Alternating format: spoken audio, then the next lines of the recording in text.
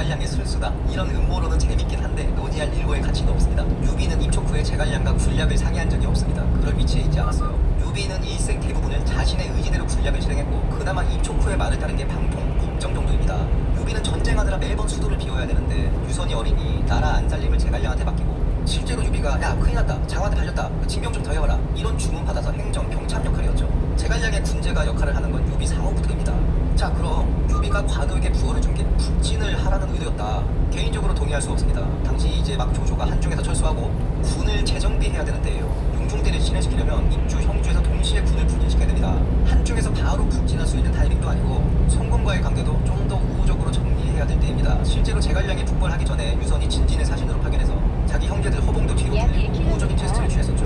아무튼 당시는 전쟁할 때가 아니라는 겁니다. 실제로 유비는 조조와 한중을 단판 짓고 성도로 돌아가서 성도를 치소로 삼고 백관을 임명하는 등 정비에 들어갑니다. 유비가 자아도취해서 부월 주고 북진시켰다는 의견도 있는데 유비가 한중왕표 제1서열에 마초를 올린 것만 봐도 누구보다 완벽하게 용중대를 실현시키려 한 면모가 보입니다. 용중대는 협공이 핵심인데 여기는 준비도 안 됐는데 저기 먼저 북진하라 한다.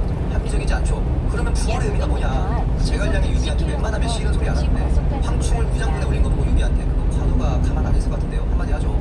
유비가 걱정 마라. 내가 설득할 수 있다. 즉 우대의 의미 플러스 곧 다가올 전쟁을 준비하라는 의미에서 줬다. 전시 정벌권을 줬다고도 할 수 없는 게 보통 큰 전쟁이나 전역 같은 거 할 때 사극 보면 군주나 황제가 자기가 차던 칼이나 부호를 직접 지휘관에게 하사하지 않습니까?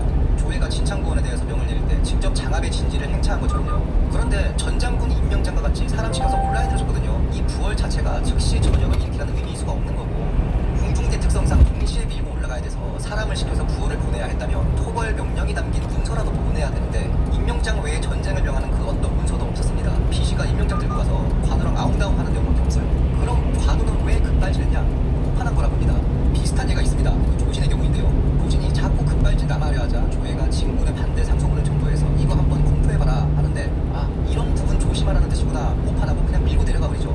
게다가 본인을 제외한 사방장군 장비 황충 마초는 크고 작은 공을 세워서 자리에 이름을 올렸는데 본인은 형주에서 지키는 것 외에 이렇다 할 군공이 없어 누구보다 군공에 목말라 있었을 것입니다.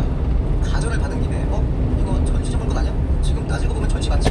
물건이 사실 이때가 성님 1km 앞 110km 박스형 단속 구간입니다. 사람 보내서 미리 설명하다 때를 놓친다. 판단을 했을 수도 있죠. 실제로 양주자 다 오해가 지금 손건이 문제가 아니라 지금 장마인데 관우가 북진하면 조인이 위급하지 않겠나 의견을 냅니다.